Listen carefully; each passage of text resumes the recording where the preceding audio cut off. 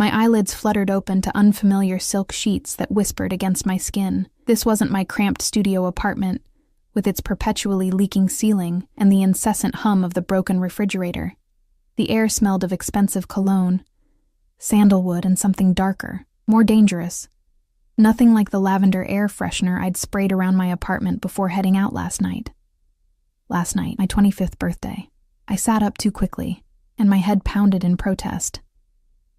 The room spun briefly before settling into focus. A massive bedroom with floor-to-ceiling windows showcasing the Chicago skyline from what had to be at least 30 floors up. Morning light filtered through partially drawn curtains, illuminating a space larger than my entire apartment. Dark mahogany furniture, a crystal chandelier overhead, and artwork that looked like it belonged in a museum rather than a bedroom. "Happy birthday to me," I whispered, my voice cracking as fragments of memories from the previous night crashed into my consciousness. My friends had insisted on taking me out to celebrate. "Come on, Eliza, you only turned 25 once," Maya had said, already selecting an outfit from my pitiful wardrobe. A black dress I'd bought secondhand but had never had the courage to wear. It hugged my curves in a way that made me feel both powerful and exposed. We'd ended up at Obsidian, the exclusive nightclub everyone whispered about but few actually entered. Maya's new boyfriend knew someone who knew someone, and suddenly we were past the velvet rope, enveloped in a world of beautiful people, pulsing music, and drinks that cost more than my daily wage at the coffee shop. I remembered the cocktails, sweet, deceptively strong concoctions that tasted of berries and freedom. I remembered dancing, the liberating feeling of letting go, of being someone else for one night, then him. I clutched the sheets tighter around me, suddenly aware of my nakedness beneath. A quick glance confirmed my fears. My dress and underwear were nowhere to be seen. The bathroom door opened, releasing a cloud of steam, and there he stood. He wasn't what you'd expect from the whispered stories about Chicago's most dangerous man. No scars, no menacing scowl. Instead, Dante Russo moved with the fluid grace of a predator secure in its hunting grounds. Tall, with broad shoulders tapering to narrow hips, wrapped in nothing but a towel, water droplets clung to his olive skin, trailing down the defined muscles of his chest and abdomen. His dark hair was slicked back from his shower, emphasizing the sharp angles of his face. High cheekbones, a straight nose, and lips that could either smile or snarl with equal effect. But it was his eyes that paralyzed me. Deep amber, almost golden in the morning light, assessing me with the cold calculation of a man accustomed to weighing lives in his hands. "You're awake," he said, his voice deep and smooth like aged whiskey. I clutched the sheet tighter, painfully aware of the power imbalance. Him, standing confidently half-naked. Me, shrinking into borrowed bedding in a stranger's room. "Where am I?" I managed to ask, hating the tremor in my voice. "What happened last night?"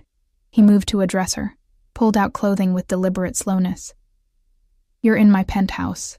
As for what happened," the ghost of a smile played on his lips. "You had too much to drink. Your friends left you. I brought you here." My stomach nodded. "Did we?" "No." The word was clipped, definitive. "I don't take unconscious women to my bed for that, Eliza." A chill ran down my spine. "How do you know my name?" He turned to face me fully now, one eyebrow raised. "I make it my business to know everything about anyone who enters my club." He paused, eyes narrowing slightly. "Especially when they're as interesting as you." The way he said, "interesting," made me feel like a butterfly pinned to a board, something to be examined and catalogued. "My friends," I started, reaching instinctively for my phone before realizing I had no idea where it was. "Have been informed you're safe." He gestured toward a chair where I spotted my purse. "Your phone is there. 17 missed calls. They seem concerned." I moved to get up, then remembered my nakedness. "My clothes?" "Being cleaned. You were unwell last night." His expression didn't change, but something in his eyes darkened. "There's a robe in the bathroom. Use it." It wasn't a suggestion. When I emerged from the bathroom minutes later, wrapped in a silk robe that felt like sin against my skin, he was fully dressed in a charcoal suit that probably cost more than 6 months of my rent. He stood by the window, phone in hand, speaking in rapid Italian to someone on the other end. His voice was low, threatening in its quietness. I tried to slip past him to reach my purse, but his hand shot out, fingers wrapping around my wrist. He finished his call, slipped the phone into his pocket, and turned those predator eyes on me. "Where do you think you're going?" he asked, his thumb absently tracing circles on the pulse point of my wrist. "Home," I said, trying to inject confidence I didn't feel into my voice. "Thank you for whatever help you provided last night, but I need to go." His lips curved into something that wasn't quite a smile. "No." The single word hung in the air between us. "Excuse me?" "You're not going anywhere, Eliza." He released my wrist only to brush a strand of hair behind my ear, his touch sending unwelcome electricity down my spine. "Not after what happened." "What are you talking about?" Fear crept into my voice now. "What happened?"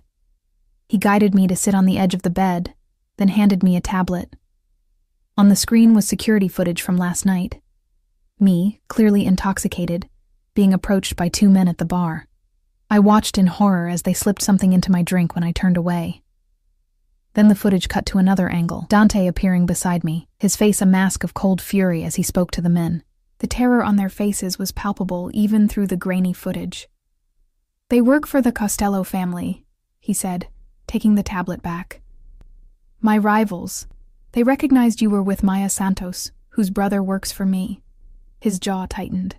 "You were to be collateral damage in their message to me."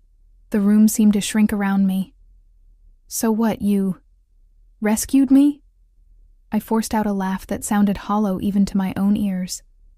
My knight in blood-soaked armor, his expression darkened. "This isn't a joke, Eliza. They know who you are now. They'll try again." I stood, anger temporarily overriding fear. "This has nothing to do with me. I don't even know you. I was just out celebrating my birthday, and now you're telling me I'm caught in some mafia war?" "Sit down." His voice was soft, but carried such authority that I found myself obeying before I could think. "You have 2 choices. You can walk out that door, go back to your apartment on Westfield Avenue, to your job at Lakeside Coffee, to your evening classes at the community college. And within 24 hours, you'll either be dead or wishing you were." My blood ran cold. How did he know so much about me? "Or," he continued, sitting beside me, close enough that I could feel the heat radiating from his body. "You stay here under my protection, until I've dealt with the Costellos." "And how long will that take?" I whispered. His fingers found my chin, tilting my face up to meet his gaze. "As long as necessary." I pulled away, standing again, pacing the room. "This is insane.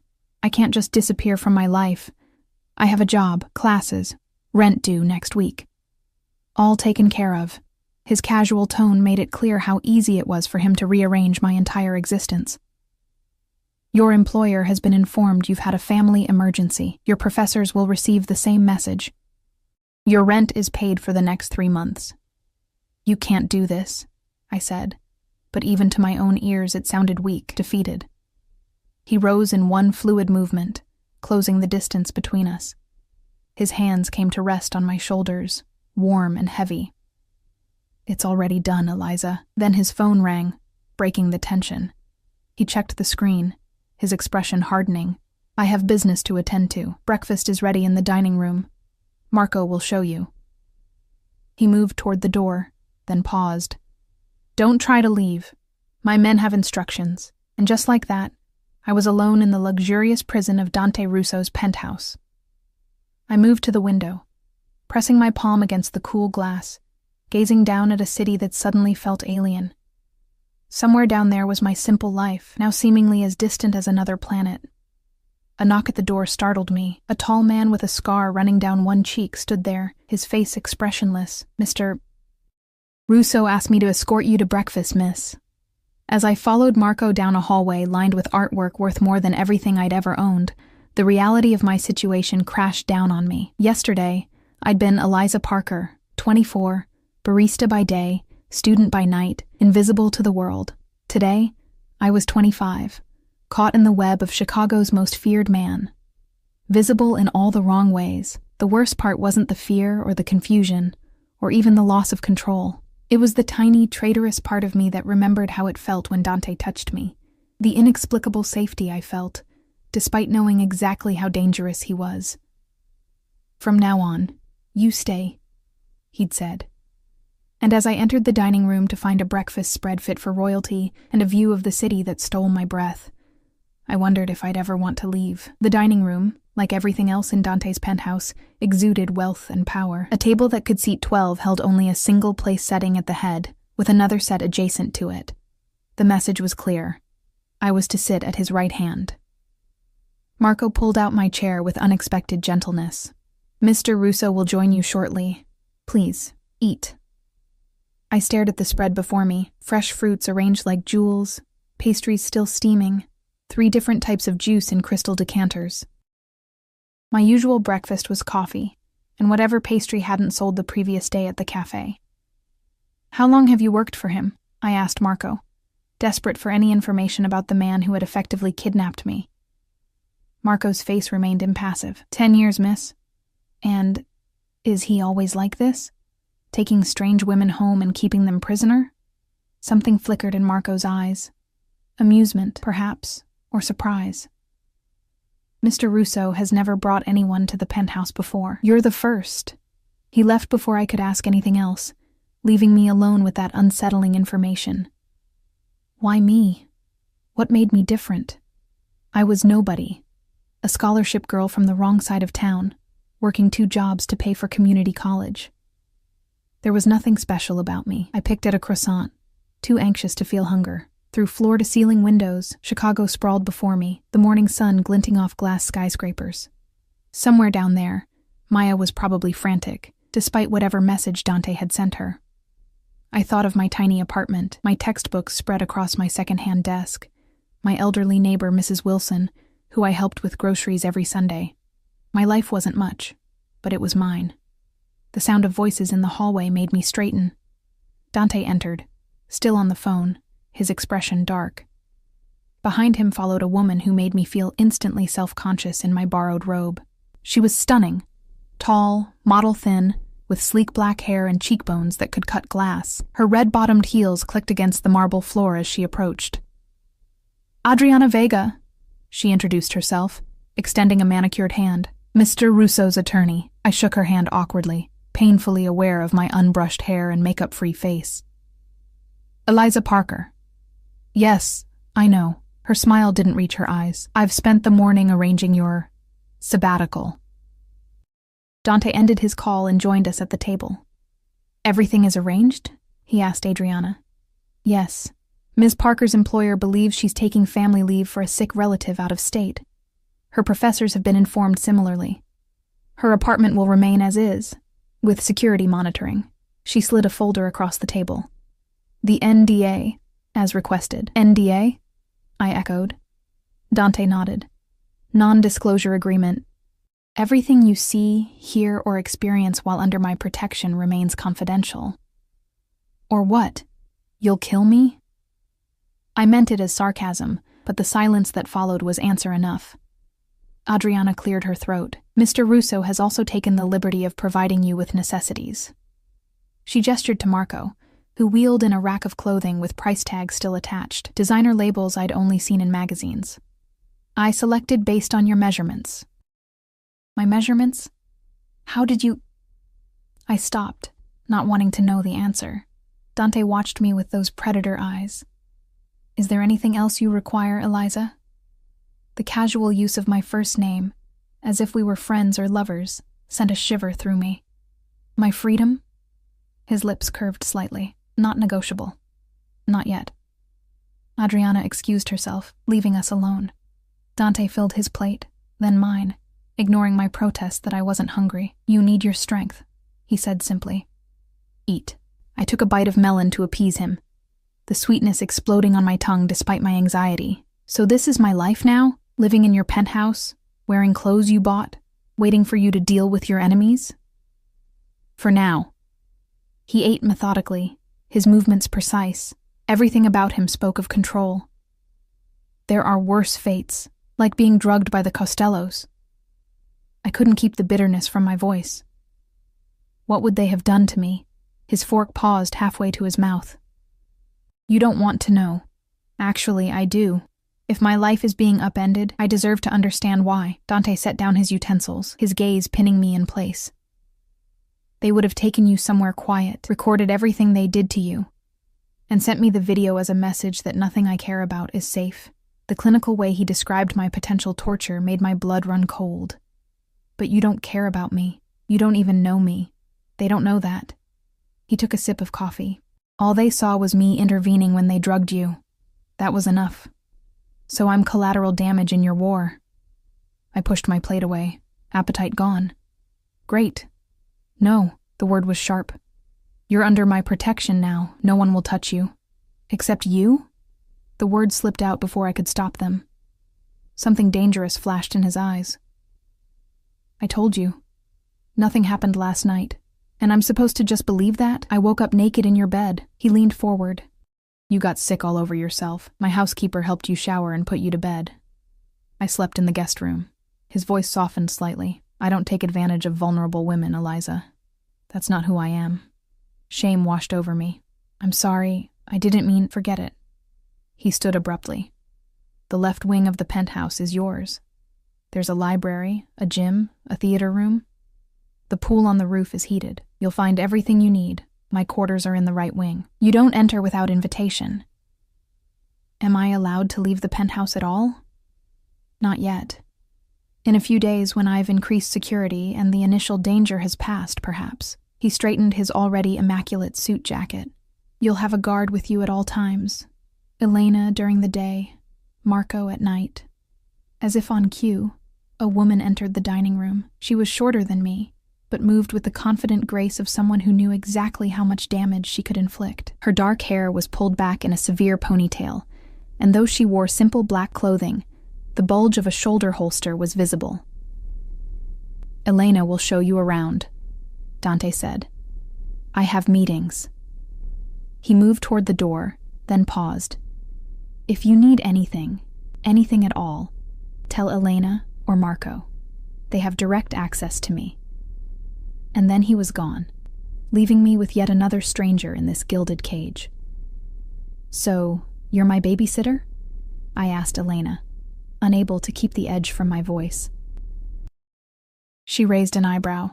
I'm a former Special Forces operator with training in 16 different combat styles. I've kept alive diplomats, whistleblowers, and witnesses in active war zones. A small smile. But sure, call me your babysitter if it makes you feel better. I felt properly chastised. Sorry. This is all just... a lot. Her expression softened fractionally. I get it. But trust me, if you're under Dante Russo's protection, you're the safest person in Chicago. She gestured to the clothing rack. Want to get dressed? Then I'll give you the tour. The clothes fit perfectly, which was both impressive and unsettling. I chose the simplest items I could find. Dark jeans and a cream sweater that probably cost more than my monthly rent. Elena waited patiently, then led me through the penthouse. It was even more extensive than I'd imagined, occupying the entire top floor of the building. The library took my breath away. 2 stories of books with a spiral staircase and comfortable reading nooks. The gym was better equipped than any I'd ever seen. The theater room had butter-soft leather recliners and a screen that covered an entire wall. What does he do? I asked as we entered a solarium filled with lush plants. I mean, I know he's involved in things, but does he have legitimate businesses too? Elena gave me an appraising look, as if deciding how much to share. Dante has interests in real estate, hospitality, import, export, technology. His family built half of Chicago's skyline, and the other half was built by his enemies, she shrugged. Chicago has always been divided territory. We ended the tour at a set of double doors. These are Mr. Russo's quarters. As he said, don't enter unless invited. What's in there? A torture chamber? I joked weakly.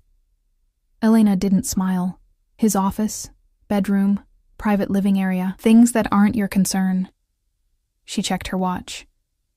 It's almost noon. Lunch will be served on the terrace at 1. Until then, you're free to use any of the facilities I showed you. Left alone, I wandered back to the library, drawn to the comfort of books. I selected one at random and settled into a window seat overlooking the city. But the words swam before my eyes. my mind too full of questions. Why had Dante really brought me here? Was I truly in danger, or was this some elaborate game? And why did part of me, a part I refused to acknowledge, feel a thrill at being the focus of such a powerful man's attention? Hours passed. I tried reading, explored the penthouse further, even attempted a workout in the gym to burn off my nervous energy. Elena appeared occasionally, checking on me with quiet efficiency. Lunch came and went. Dante was absent, dealing with business, Elena informed me. By late afternoon, I found myself on the rooftop pool deck, wrapped in a borrowed robe over one of several designer swimsuits that had appeared in my bathroom. The Chicago skyline stretched in every direction, the late autumn sun casting long shadows across the city. Despite the cool air, the pool steamed invitingly, heated to the perfect temperature. I slipped into the water, the warmth enveloping me like a caress. For a moment, I let myself float, eyes closed, pretending this was all a strange dream from which I'd soon awake. "You look peaceful." My eyes snapped open. Dante stood at the pool's edge, his suit exchanged for dark jeans and a simple black shirt that did nothing to diminish his aura of authority. I hadn't heard him approach. A man his size moving with such silence was unnerving. I sank deeper into the water, suddenly conscious of the revealing swimsuit. "Your facilities are very comfortable." "I'm glad you approve." He sat on one of the loungers, his eyes never leaving me. "How are you settling in?" The absurdity of the question made me laugh. "Oh, just the typical adjustment period after being kidnapped by a Mafia boss." His jaw tightened. "You're not a prisoner, Eliza. You're a guest under protection. Guests can leave when they want to. You can leave when it's safe." He leaned forward. "Do you think I enjoy this? Disrupting my life? Rearranging my schedule? Turning my home into a fortress? All for a woman I barely know?" The words stung more than they should have. Then why do it? Why not just let me go, hire a bodyguard for a few days and be done with it? Something flickered in his eyes, an emotion I couldn't identify, because the Costellos would find you. And they would hurt you in ways that would haunt your nightmares for the rest of your life. And they would make me watch. He stood abruptly. "Dinner is at 8. Wear something nice." He turned to leave, but I called after him. "Why something nice? Are you expecting company?" He paused, looking back over his shoulder. "Just you and me, Eliza. I thought we should get to know each other since we'll be sharing this space for a while." The intensity of his gaze made my skin flush with heat that had nothing to do with the water temperature. "Is that an order, Mr. Russo?" A small smile played at the corner of his mouth. "Consider it a request, and call me Dante." As he disappeared back inside, I sank beneath the water's surface, letting it muffle the sound of my pounding heart. Dinner, alone with the man who had upended my entire existence in less than 24 hours. What had I done to deserve this? And more troublingly, why was I looking forward to it? The dress Elena laid out for me was midnight blue, simple yet elegant, a sheath of silk that fell just below my knees with a neckline that hinted rather than revealed. It wasn't my usual style, but looking in the mirror, I barely recognized myself. My dark hair, normally pulled back in a practical ponytail, fell in soft waves around my shoulders thanks to the expensive products in the bathroom. The minimal makeup I'd applied enhanced rather than masked my features. For a moment, I allowed myself to imagine this was normal, that I was simply getting ready for a dinner date, not a command performance for the man who had taken over my life. A soft knock at the door broke my reverie. Elena entered, her eyes appraising me with a hint of approval. "You clean up well," she said, the closest thing to a compliment I'd received from her. "Thanks to the wardrobe he provided." I couldn't keep the edge from my voice. "Does he do this often? Dress women up like dolls?" Elena's expression hardened slightly. "Mr. Russo doesn't bring women here. Ever. So Marco said, why am I different?" She shrugged. "That's between you and him." She checked her watch. "It's time. I'll escort you." I followed her through the now familiar hallways to a part of the penthouse I hadn't seen on our tour. Double doors opened onto a private dining room, more intimate than the formal one from breakfast. A table for two was set with fine china, crystal, and silver, illuminated by the soft glow of candles. One wall was entirely glass, showcasing the city lights now twinkling in the dusk. Dante stood by the window, a glass of amber liquid in his hand. He turned as we entered, and for a moment, something flashed across his face, something almost like awe. "Thank you, Elena," he said, not taking his eyes off me. "That will be all for tonight." Elena nodded and withdrew, closing the doors behind her. "You look beautiful," Dante said, his voice low. I fought the warmth that spread through me at his words. "The dress helps. It's not the dress." He approached, setting his glass down on the table. Up close, I could smell his cologne, that same intoxicating blend of sandalwood and something darker I'd noticed that morning. "Wine?" I nodded, not trusting my voice. He poured from a decanter, the rich red liquid catching the candlelight. "To new beginnings," he said, raising his glass. I met his toast with reluctance. "Is that what this is? What would you call it? Captivity with good wine?" I took a sip, the complex flavors exploding on my tongue. Despite my situation, I couldn't help a small sound of appreciation. His lips curved slightly. "You like it?" "It's probably worth more than my monthly rent," I admitted. "It's just wine, Eliza, meant to be enjoyed, not venerated."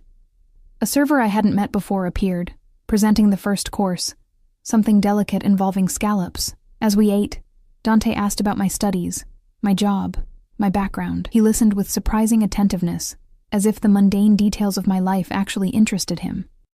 "Why community college?" he asked as the main course arrived, perfectly seared duck breast with a reduction that made my taste buds sing. "Your academic record suggests you could have gone anywhere on scholarship." I stiffened. "You investigated me that thoroughly? I told you. I make it my business to know everything about anyone who enters my world." "I didn't exactly enter willingly," I reminded him. His expression darkened momentarily. "Answer the question, please," I sighed, cutting a piece of duck to avoid his gaze. "My mother got sick my senior year. Cancer. I needed to stay close, work to help with medical bills. And your father?" "Left when I was 12. Haven't seen him since." I took another sip of wine, liquid courage. "What about you? I'm guessing you didn't exactly dream of becoming a crime lord as a child." To my surprise, he chuckled. "No. I wanted to be an architect." "Really?" "I was fascinated by buildings, how they could rise from nothing, how they could last centuries." His eyes grew distant. "My father had other plans. You had no choice?" His focus snapped back to me. "We all have choices, Eliza. Some are just harder than others." He refilled my glass. "My father built our family's empire through blood and fear. I've tried to diversify our interests, legitimate businesses, political connections. Still a criminal enterprise at its core. The world isn't black and white, especially in Chicago." His tone was matter-of-fact, unapologetic. "The Russos have controlled this territory for 3 generations. Before us, it was chaos. We bring order. At what cost?" His expression hardened. "Lower than you might think. I don't deal in human trafficking. No drugs in schools. No innocent bystanders." "Except me," I countered. "You stopped being a bystander the moment the Costellos targeted you." His hand covered mine on the table, warm and unexpectedly gentle. "I'm sorry for that." The sincerity in his voice caught me off guard. I pulled my hand away, unsettled by how much I'd wanted to leave it there. "Tell me about the Costellos. Why are they after you?" He considered me for a moment before answering. "Vincent Costello believes I killed his son." "Did you?" "No, Anthony Costello overdosed in one of his own clubs. Vincent couldn't accept that his son was an addict, so he invented a conspiracy." Dante's jaw tightened.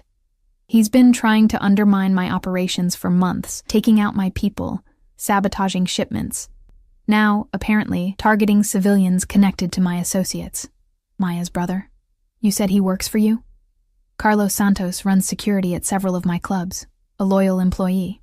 His eyes locked with mine. "The Costellos would have used you to send him a message, which would have been a message to me. No one in my organization is safe, not even in their personal lives." The server returned to clear our plates, the interruption giving me a moment to absorb this information. When we were alone again, Dante stood, extending his hand to me. "Come with me." There's something I want to show you. Curiosity overrode caution. I placed my hand in his, allowing him to lead me from the dining room through a part of the penthouse I hadn't seen before. We entered what appeared to be a private study. Walls lined with books, a massive desk of polished wood, leather chairs arranged around a fireplace where flames danced merrily. "This is my sanctuary," he said, releasing my hand. "No one enters without my explicit permission." "Why show me?" He moved to a cabinet, unlocking it with a key from his pocket. "Because I want you to understand." He withdrew a leather-bound portfolio and brought it to where I stood. Inside were drawings, architectural sketches of breathtaking detail and beauty, buildings that soared toward the sky, bridges that arced gracefully across imaginary rivers, homes that seemed to grow from the landscape rather than impose upon it. "You drew these?" I couldn't keep the awe from my voice. He nodded, something almost vulnerable flickering in his eyes. "In another life. They're beautiful." I traced one sketch with my finger, careful not to smudge the lines. "You could have been remarkable." "I am remarkable," he said without arrogance, simply stating fact, just not in the way I once imagined. I looked up at him, truly seeing him for the first time. Not as the Mafia boss who had disrupted my life, but as a man with dreams deferred, with paths not taken. For a moment, the mask slipped, and I glimpsed someone else beneath the controlled exterior. "Why are you showing me this?" I asked softly. He took the portfolio from my hands, returning it to its cabinet. "Because I want you to know that I understand what it means to have your choices taken away." He turned back to me. "I don't enjoy keeping you here against your will, Eliza, but I would enjoy your death even less." Something in his voice, a rawness, an honesty, made my heart race. He moved closer, close enough that I could feel the heat radiating from his body. "There's something about you," he said, his voice dropping to a near whisper. "Something that's been haunting me since I saw you in the club." "What?" The word was barely audible. His hand came up to cup my cheek, thumb brushing across my lower lip. "Innocence, strength, beauty without artifice." His eyes darkened. "Do you know how rare that is in my world?" I should have pulled away, should have reminded him that I was here under duress, that whatever attraction flickered between us was tainted by the circumstances. Instead, I leaned into his touch, my body betraying my mind's objections. "Dante," I breathed, not sure if I was asking him to stop or to continue. The decision was made for us when a sharp knock sounded at the door. Dante stepped back, his expression closing like a shutter. "Enter," he called, his voice perfectly controlled once more. Marco appeared, his face grim. "Sir, there's a situation that requires your immediate attention." Dante's posture changed instantly, tension radiating from every line of his body. "What happened?" "The Costellos. They hit the warehouse on Fulton." A muscle ticked in Dante's jaw. "Casualties?" "2 of our men, critically injured. The shipment is gone." "Get the car ready. Call Adriana and tell her to meet us there." Dante turned to me, his eyes now cold and distant. "I have to go. Elena will escort you back to your quarters." As if summoned, Elena appeared at the door behind Marco. Dante moved to leave, then paused, returning to where I stood frozen. "Lock your door tonight," he said quietly. "Don't open it for anyone but me or Elena." "Is it that serious?" I whispered. His expression was grim. "Vincent Costello has escalated this beyond what I anticipated. Until I understand his endgame, I need to know you're safe." He hesitated, then pressed a swift, hard kiss to my forehead. "Stay safe, little bird." The tenderness of the gesture, the unexpected nickname, left me speechless as he strode from the room, Marco at his heels. Elena waited by the door, her face expressionless. "Come," she said. "I'll take you to your room." I followed in a daze, my mind whirling with conflicting emotions. Fear at the obvious danger, confusion at Dante's momentary vulnerability, and something else, something I was afraid to name. Back in my suite, Elena checked every room, every closet, even under the bed. She drew the curtains closed and handed me a small device. "Panic button," she explained. "Press it if anything happens. Anything at all."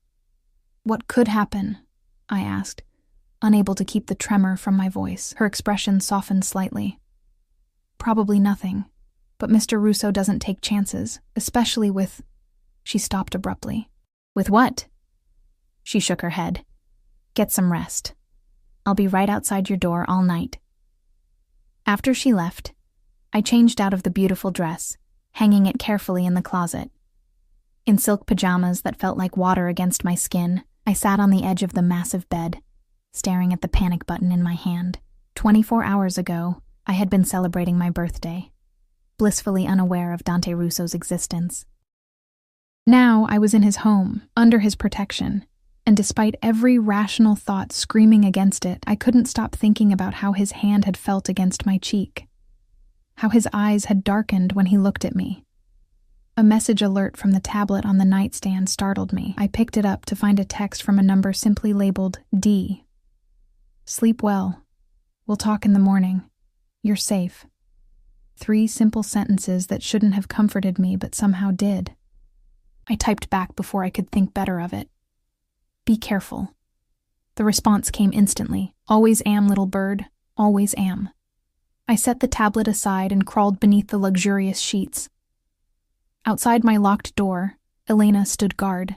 Beyond the penthouse walls, Dante Russo was dealing with the enemies who had inadvertently entangled me in their war, and here I lay, in the eye of a storm I never saw coming, wondering how my life had changed so completely in the span of a day. Tomorrow, I told myself. Tomorrow I would find a way out of this. Tomorrow I would stop this dangerous attraction to a man who lived by his own rules. But as sleep claimed me, it was Dante's face I saw. His touch I remembered. His voice whispering, "Little bird," that followed me into dreams. I woke to the sound of raised voices. Male, angry, somewhere down the hall. Blinking sleep from my eyes, I checked the time on the tablet. 6:38 a.m. Gray morning light filtered through a gap in the curtains, casting the unfamiliar room in shadow. The voices grew louder. I slipped from bed, pulling on the silk robe that matched my pajamas, and moved cautiously to the door. With my ear pressed against it, I could just make out the words. Completely unacceptable. That was Dante, his normally controlled voice tight with fury. We had no warning. An unfamiliar male voice. That's your job, Nico. To anticipate. To have contingencies. They had inside information. Someone talked. A crash, like something being thrown. Find out who. Today. And the girl? She's still a liability. She's not your concern. Dante's voice dropped dangerously. Focus on finding our leak. And Nico? If anything happens to her while I'm gone, don't bother reporting back to me. You won't live long enough. Footsteps approached my door. I scrambled back, nearly tripping over myself in my haste to return to bed. I had just pulled the covers up when a soft knock sounded. Eliza, it's Elena. May I come in? I took a steadying breath. Yes. She entered, looking surprisingly fresh, considering she'd presumably been on guard all night. Good morning. Mr. Russo asked me to inform you he's been called away on urgent business. He'll return this evening. I sat up, drawing the robe tighter around myself. The warehouse situation? Something flickered in her eyes. Surprise, perhaps, that I knew about it. Yes. He asked me to apologize for the abrupt departure and to assure you that the penthouse remains completely secure. I nodded, unsure how to respond. Part of me was relieved at Dante's absence. It would give me space to think, to plan. Another part, one I didn't want to acknowledge, was disappointed. Breakfast is ready whenever you are, Elena continued. After Mr. Russo suggested you might enjoy shopping to supplement your wardrobe. Online, of course. Of course. I couldn't keep the bitterness from my voice. God forbid I actually leave this gilded cage. Elena's expression remained neutral. It's for your safety, Eliza. The threat is very real. So I keep being told. I pushed back the covers and stood. I'll be out for breakfast in 20 minutes. After she left, I showered and dressed in another outfit from the collection provided. Black leggings, and an oversized cashmere sweater that felt like being wrapped in a cloud. The mirror reflected someone who looked like me but wasn't quite. Better rested, better dressed, hair shining from expensive products. Breakfast was a solitary affair in the smaller dining room. As I picked at fresh fruit and pastries, I found my thoughts returning to Dante, to our dinner, to the moment in his study before we were interrupted, to the surprising vulnerability he'd shown me with his architectural drawings. "Elena," I said as she refilled my coffee, "how long have you worked for Dante?" 5 years? And in that time, has he ever brought anyone here? A girlfriend? A date?" She hesitated, then set the coffee pot down. "Mr. Russo doesn't date in the conventional sense. His position makes normal relationships complicated. But there have been women. There have been arrangements, mutually beneficial companionship." Her expression softened slightly, but no, he's never brought anyone to the penthouse. This is his sanctuary. Until me. Until you. She studied me with newfound interest. "He's different with you. More careful. More present." I wasn't sure how to respond to that. "I need air. Is the rooftop accessible?" She nodded. "I'll accompany you." The rooftop garden was even more beautiful in daylight. Lush greenery and planters, comfortable seating areas, the pool sparkling in the morning sun. The autumn air was crisp, but not unpleasantly cold. I leaned against the railing, gazing out at the city that seemed both so close and so impossibly far away. "Do you ever wonder about the choices that brought you here?" I asked Elena, who stood a respectful distance away. "Working for someone like him?" She joined me at the railing. "Before Dante, I was private security for a Saudi prince. Before that, special forces. I've seen the worst people can do to each other." She looked at me directly. "Dante Russo is not the monster you think he is." "I don't think he's a monster," I said quietly. "That's what scares me." She nodded as if I'd confirmed something. "Be careful with him, Eliza. He may seem invulnerable, but he's not." "Why are you telling me this?" "Because I've never seen him look at anyone the way he looks at you." She straightened. "And because whatever's happening between you two, it's changing him. Whether that's good or bad remains to be seen." The day passed slowly. I spent hours in the library losing myself in books. Elena brought lunch, a simple but exquisite salad with grilled chicken. I browsed online stores on the tablet, selecting a few practical items despite being told money was no object. I swam laps in the pool until my muscles ached pleasantly. All the while, my mind worked on the problem of my situation. Could I trust Dante's assessment of the danger? Was I truly a target? Or was this elaborate setup something else entirely? And why did the thought of leaving fill me with such conflicting emotions? By evening, a strange restlessness had settled over me. I paced my suite, checked my phone. Still no service, though Elena assured me it was for security reasons, and changed outfits twice, settling finally on a simple black dress that felt appropriate for dinner, whether Dante returned or not. At 8, Elena escorted me to the dining room, where a single place was set. Mr. Russo called. He's been delayed but hopes to return by 10. He asked that you not wait for him to eat. Disappointment washed over me, followed immediately by annoyance at myself for feeling it. Fine. Dinner was exquisite but tasted like ash. I picked at it listlessly, my appetite gone. Afterward, Elena suggested a movie in the theater room, but I declined, retreating instead to the library. There, curled in a window seat with a book I couldn't focus on, I watched the city lights shimmer below. Quite a view, isn't it? I startled, the book tumbling from my hands. Dante stood in the doorway, his tall frame silhouetted against the hallway light. He looked exhausted, a day's worth of stubble darkening his jaw. His suit was immaculate as always, but there was tension in his shoulders, a tightness around his eyes. "You're back," I said unnecessarily, rising from my seat. He entered the library, closing the door behind him. "I told you I would be. Elena said you were delayed. It was a complicated day." He moved to a cabinet in the corner, pulling out a decanter and 2 glasses. "Drink?" I nodded, watching as he poured amber liquid into both glasses, handing one to me. Our fingers brushed in the exchange, sending an involuntary shiver up my arm. "To surviving another day," he said, raising his glass. I met his toast. "That bad?" He took a long swallow before answering. "The Costellos are making their move. 3 of my businesses hit in 24 hours. They're testing my defenses, looking for weaknesses. And did they find any? His eyes met mine over the rim of his glass. 1. The intensity of his gaze made my heart race. Me? They know I have you here. They know I'm protective of you. I set my glass down with shaking hands. How? How could they possibly know that? Because I have a traitor in my organization. His voice was flat, emotionless.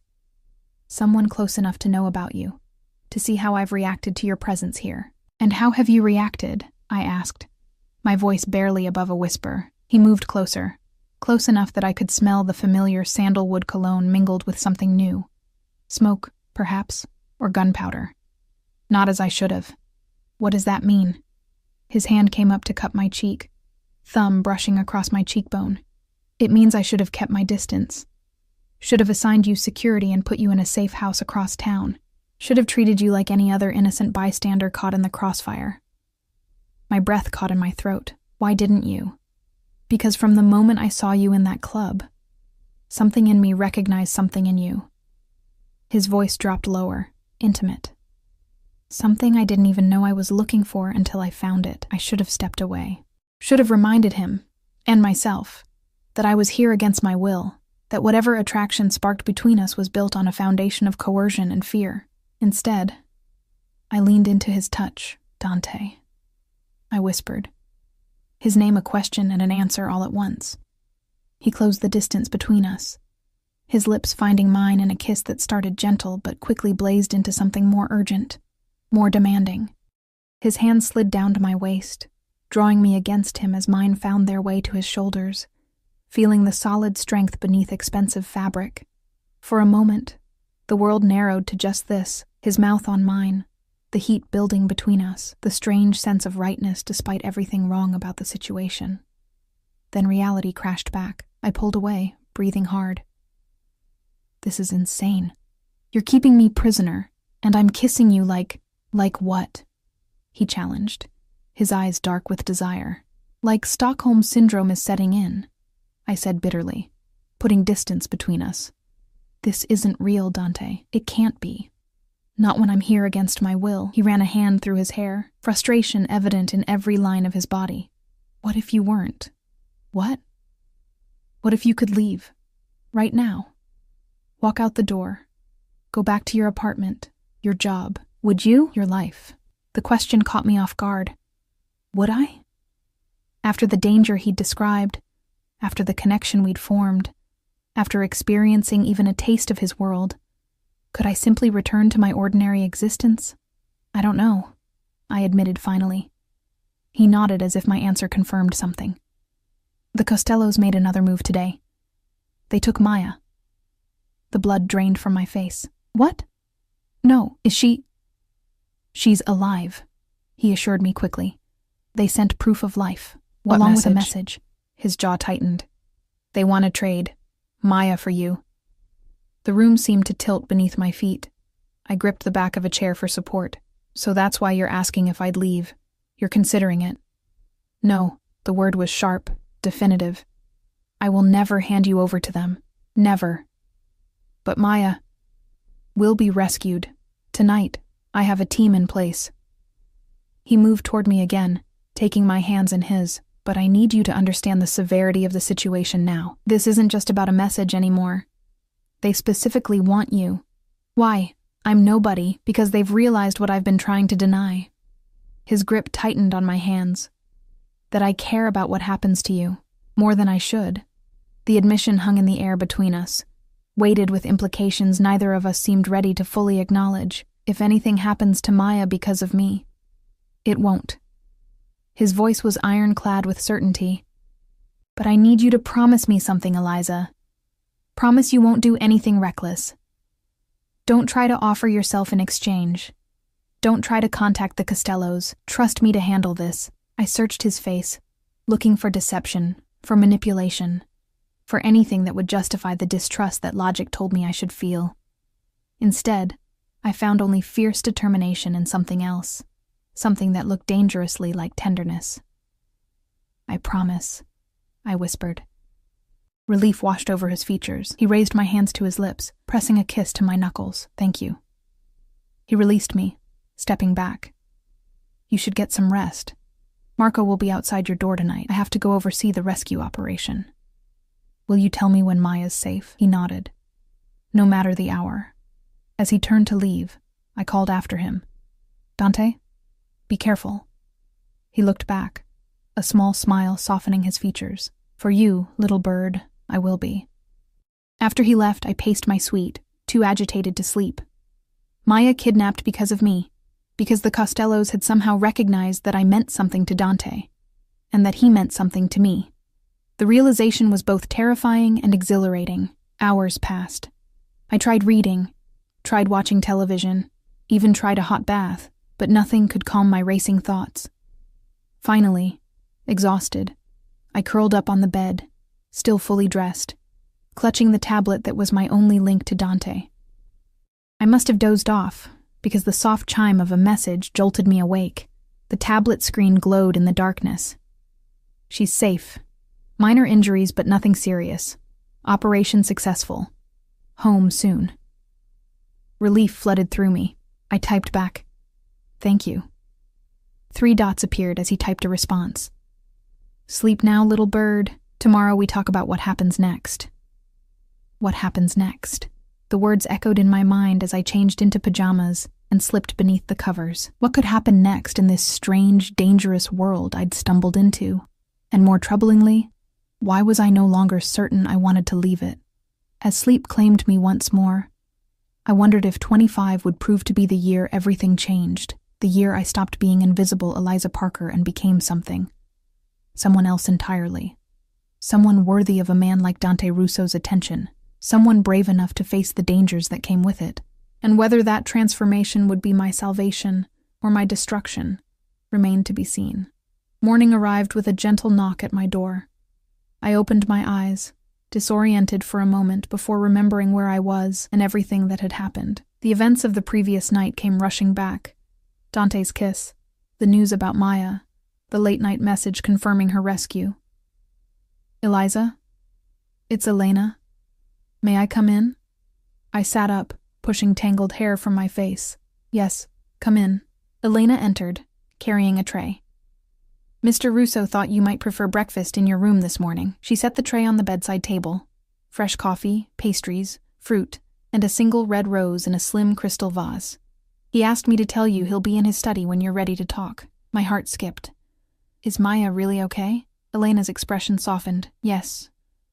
She's being kept at a secure location for her protection, but her injuries were superficial, mostly designed to scare rather than harm." Relief washed over me.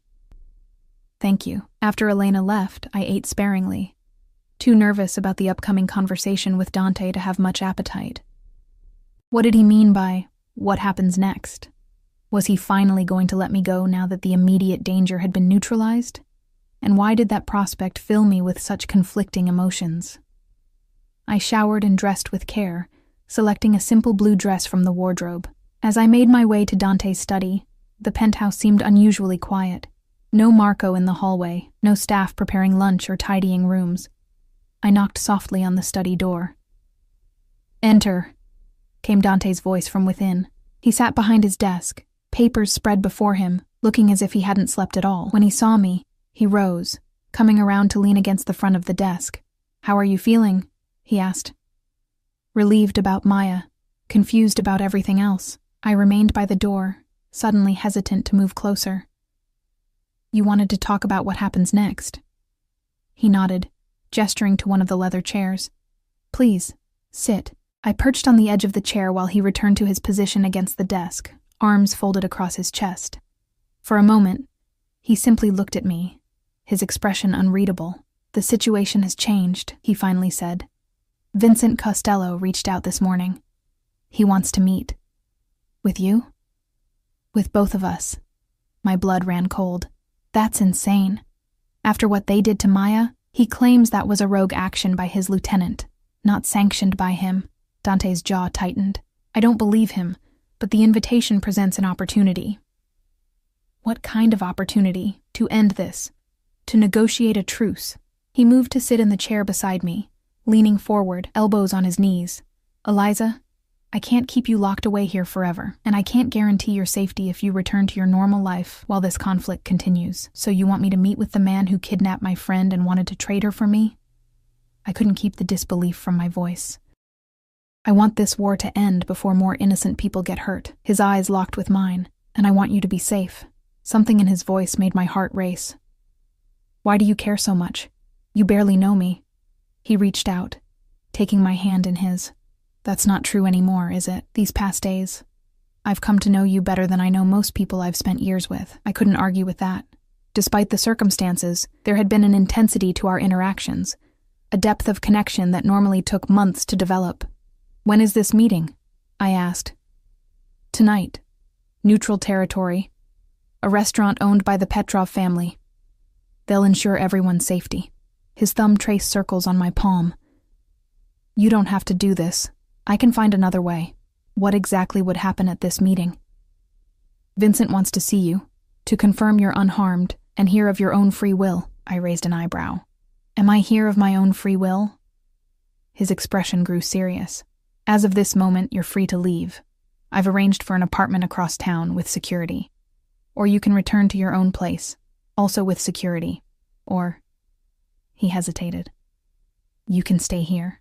The choice I'd been waiting for since waking up in his bed 3 days ago was finally before me, and yet I found myself unable to answer immediately. "Why would Vincent Costello care about my welfare?"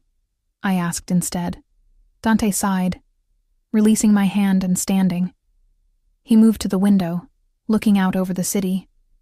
"Because his son, Anthony, the one who overdosed, he was in love with a woman who looks remarkably like you. She disappeared the night he died. The revelation hit me like a physical blow. So when he saw me at the club, he thought you were her at first. Then he realized you couldn't be. You're younger, your mannerisms different." Dante turned back to face me. "But the resemblance is striking enough that seeing you with me, it stirred up old suspicions." "He thinks you killed his son because of this woman?" "He thinks I killed them both." Dante's expression was grim. "I didn't. Anthony overdosed after discovering his girlfriend had stolen nearly $1 million from the Costello accounts and fled. The timing of her disappearance and his death was coincidental, but Vincent doesn't believe that. No. And seeing you with me, seeing how I've protected you," he ran a hand through his hair, a rare gesture of agitation. "It's reignited his vendetta." I stood, moving to stand before him. "If I meet with him, look him in the eye, convince him I'm not this woman, it might be enough to make him question his theory. Combined with the evidence I've gathered about Anthony's actual cause of death, it could end this war." His hands came to rest on my shoulders. "But I won't risk you if you're not completely willing." I searched his face, looking for manipulation, for pressure. Instead, I found only concern and something deeper, something that made my heart flutter. "I'll do it," I said. "For Maya. For the other innocent people caught in this crossfire." I took a deep breath. "And for you." Relief washed over his features. He pulled me into an embrace, his arms strong around me, his heart beating steadily against my ear. "Thank you," he murmured into my hair. "I promise, after tonight, you'll be free to choose whatever life you want." Whatever life I wanted. The words echoed in my mind as he held me. 3 days ago, I had known exactly what that was, finishing my degree, building a career, maybe traveling someday when I had saved enough. Now, standing in the arms of a man who lived in a world I barely understood, I wasn't so sure. The rest of the day passed in a blur of preparation. Elena helped me select an outfit appropriate for the meeting, an elegant black dress, conservative yet flattering. Dante briefed me on what to expect, on Vincent Costello's likely questions, on how to comport myself. "Just be yourself," he said as we sat in the living room, going over details one final time. "Vincent needs to see that you're not Sophia. That's who Anthony's girlfriend was. What if he doesn't believe me? He will." Dante's confidence was unwavering. "And I'll be right beside you the entire time." As evening approached, nervous energy thrummed through me. I stood in my bathroom, applying the finishing touches to my makeup, when a soft knock sounded at my bedroom door. "Come in," I called, expecting Elena. Instead, Dante entered, already dressed in an impeccable black suit. He stopped in the doorway to the bathroom, his eyes taking me in from head to toe. "You look beautiful," he said softly. I turned to face him fully. "Will I pass inspection?" Vincent Costello's opinion is irrelevant. He moved closer, reaching out to tuck a strand of hair behind my ear. "But yes, you'll make quite the impression." "Dante?" I hesitated, unsure how to articulate the swirl of emotions inside me. "After tonight, when this is over." He placed a finger against my lips, silencing me. "One step at a time, little bird. Let's get through tonight first." The restaurant was as elegant as I had expected. Old-world luxury with heavy draperies, crystal chandeliers, and staff who moved like ghosts between tables. We were escorted to a private dining room where two men already waited. One, clearly Vincent Costello, was in his 60s, silver-haired and distinguished in a way that belied his criminal enterprises. The other was younger, likely in his 30s, with a hard face and watchful eyes. A bodyguard, undoubtedly. "Dante," Vincent said, rising as we entered. His eyes immediately fixed on me, widening slightly before his expression settled into careful neutrality. "And this must be the young lady I've heard so much about. Eliza Parker," Dante said, his hand at the small of my back both protective and steadying. "Eliza, this is Vincent Costello." Vincent extended his hand to me. After a momentary hesitation, I took it. His grip was firm but not threatening. "A pleasure to meet you, Mr. Costello," I said, my voice steadier than I felt. "Please sit." He gestured to the table set for 4. "We have much to discuss." The next 2 hours were the most surreal of my life. We dined on exquisite food, drank fine wine, and discussed my life history as if it were the most fascinating topic in the world. Vincent asked about my childhood, my education, my parents, my friends. Each question clearly designed to confirm I wasn't Sophia, whoever she had been. Halfway through the meal, I could see the certainty growing in his eyes.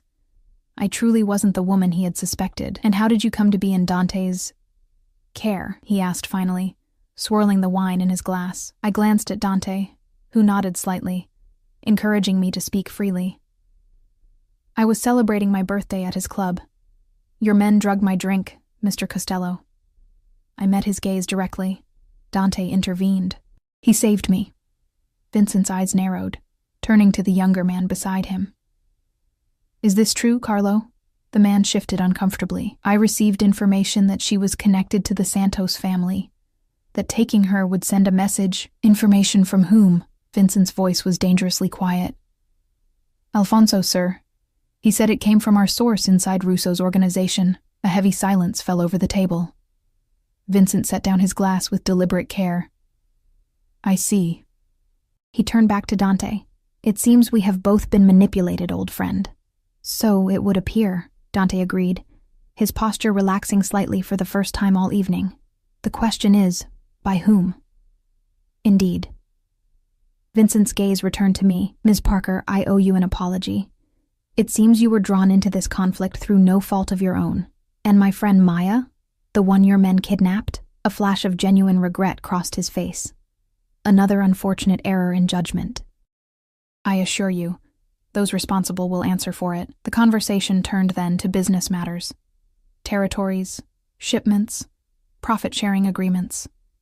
I sat quietly, Dante's hand occasionally squeezing mine under the table in reassurance. Finally, as dessert was served, Vincent raised his glass. "To peace between our families, and to putting this unfortunate misunderstanding behind us." Dante raised his glass as well. "To peace." As we prepared to leave, Vincent pulled me aside for a moment, his voice low. "You must forgive an old man's suspicions, Ms. Parker. My son's death, it leaves a hole that time does not fill." "I understand," I said, though I couldn't imagine the grief of losing a child. "He cares for you," Vincent continued, nodding toward Dante, who was speaking with the restaurant manager near the door. "I haven't seen him look at anyone that way since, well, in a very long time." Before I could respond, Dante returned to my side, his hand possessively at my waist. "Ready to go?" The ride back to the penthouse was quiet, both of us processing the events of the evening. When we arrived, Dante dismissed the security team for the night, a sign of his confidence that the threat had truly passed. In the elevator, he finally broke the silence. "You were magnificent tonight." I just told the truth. Sometimes that's the hardest thing to do. His eyes met mine. "You have a choice to make now, Eliza. What happens next is entirely up to you." The elevator doors opened directly into the penthouse foyer. I stepped out, moving to the windows that showcased the glittering city below. My city. The one I'd grown up in but never really seen from this vantage point. This world of power and danger and luxury. If I wanted to leave tomorrow, to go back to my apartment, my job, my classes, you'd let me? Yes. He came to stand beside me, not touching me, giving me space. I'd arrange security, of course, at least until we're certain the truce holds. But yes, you could return to your life. And if I didn't want to, I turned to face him. If I wanted something else. His eyes darkened. "What do you want, Eliza?" It was the question I'd been asking myself all day. What did I want? The safe, predictable life I'd had before? Or something new? Something that scared and thrilled me in equal measure? "I want to stay," I said softly. Not as a prisoner, not as someone under protection, but as someone making a choice. He moved closer, his hand coming up to cut my cheek. "And what choice are you making, little bird?" "I'm choosing you." The words felt right as they left my lips, as if I'd been waiting to say them since the moment I first saw him. "I know it's fast. I know it's complicated. I know your world is dangerous. But these past days, I've felt more alive, more seen, than I have in my entire life." Joy bloomed in his eyes, transforming his face. "Are you sure? Once you step into my world fully, it's not easy to step back out." "I'm sure." I leaned into his touch. "I want to see where this leads. I want to know you, all of you, not just the Mafia boss, but the man who wanted to be an architect. The man who calls me Little Bird, the man who risked everything to protect a stranger." His other arm circled my waist, drawing me against him. "You were never just a stranger, Eliza. From the moment I saw you in that club, something in me recognized something in you. Like finding a piece of myself I didn't know was missing." His lips found mine, the kiss deeper, more passionate than our first. I wound my arms around his neck, surrendering to the heat building between us. When we finally broke apart, both breathing hard, his forehead rested against mine. "Stay with me tonight," he whispered. "Not because you're in danger, not because you have nowhere else to go, but because you want to." "Yes," I breathed, the single word a promise and a beginning. He lifted me into his arms as if I weighed nothing, carrying me through the penthouse to his quarters, the wing that had been off limits until now. His bedroom was simpler than I'd expected, masculine but not austere, with the same spectacular view of the city. He set me down gently beside the bed, his eyes never leaving mine as he brushed a strand of hair from my face. "We can go as slow as you want, little bird. We have all the time in the world now." "I don't want to wait anymore," I said, finding courage in the desire I saw reflected in his gaze. "I've been waiting my whole life without even knowing it. Waiting to be seen, to be wanted, to be chosen." "I see you, Eliza," he murmured, his hands framing my face. "I want you. I choose you." The rest of the night was a revelation, his hands and mouth mapping my body with the same careful attention he gave to everything important in his life. In his arms, I discovered parts of myself I never knew existed. Passion, hunger, a reckless abandonment that would have shocked the practical barista I'd been just days ago. Afterward, lying in the tangle of his sheets, my head on his chest, I listened to the steady beat of his heart. "What are you thinking?"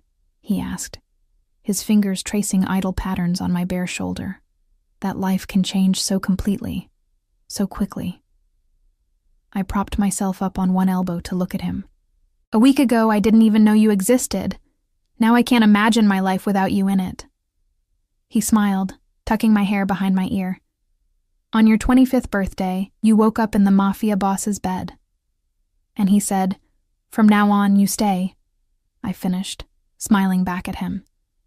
Was it really so terrible, being kept here? I pretended to consider. The food was good. The clothes were nice. The company, I trailed a finger down his chest. Well, the jury's still out on that. He growled playfully, rolling me beneath him. Is that so? I laughed, wrapping my arms around his neck. I suppose I could be persuaded to give a favorable verdict. His expression grew serious. I want you to know what you're choosing, Eliza. My world isn't always like this. Luxury and fine dining and peaceful resolutions. There will be danger. There will be difficult decisions. There will be aspects of my business that might shock you. I know. I touched his face, feeling the stubble rough against my palm. I'm not naive. I understand that loving you comes with complications. Loving me? He repeated, his eyes searching mine. Yes. I didn't try to take it back or qualify it. I love you, Dante Russo. God help me, but I do. The smile that spread across his face was like the sun breaking through clouds. And I love you, Eliza Parker. I think I have since that first night, when you looked at me across that crowded club, not knowing who or what I was, just seeing me. He kissed me again, tender now, rather than passionate. When he pulled back, there was a new lightness to him, as if some burden had been lifted. So what happens tomorrow? I asked. Do I move in permanently? Do I finish school? Do I keep working at the coffee shop? He chuckled, rolling to his side and pulling me against him. Whatever you want, little bird. Finish your degree. I'll make sure your schedule accommodates classes. Work if you want to, or don't. The penthouse is yours as much as mine now. I think I want to finish school, I said after a moment, but maybe switch to architecture. His eyebrows rose in surprise. Architecture? I nodded. Someone showed me some beautiful drawings recently. Made me realize there's something special about creating spaces for people to live in, to experience. His arms tightened around me. I could teach you. Not just the technical aspects, but the philosophy behind it. The way a building can tell a story, can evoke emotion. I'd like that. I nestled closer, feeling the rightness of being in his arms, in his bed, in his life. Just promise me one thing. Anything.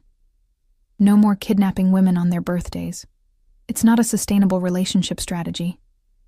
His laughter rumbled through his chest beneath my ear. I promise. You're the first and the last. As sleep began to claim me, safe in the embrace of a man who had turned my world upside down in the span of a few days, I couldn't help but reflect on the strange twist of fate that had brought me here. One night, one club, one chance meeting, and everything had changed. My 25th year had begun in the Mafia boss's bed, and if the way Dante held me now, as if I were the most precious thing he'd ever found, was any indication, many more years in that same bed would follow. I wouldn't have it any other way.